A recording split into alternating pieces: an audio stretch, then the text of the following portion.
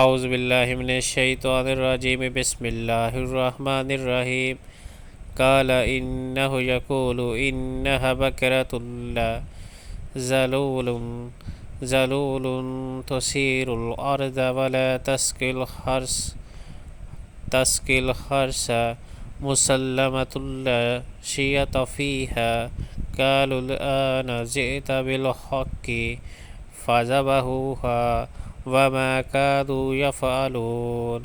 موسیٰ علیہ السلام نے جواب دیا، اللہ کہتا ہے کہ وہ ایسی گائے ہے جس سے خدمت نہیں لی جاتی، نہ زمین جوتتی ہے نہ پانی کھینچتی ہے، صحیح سالم اور بے داغ ہے۔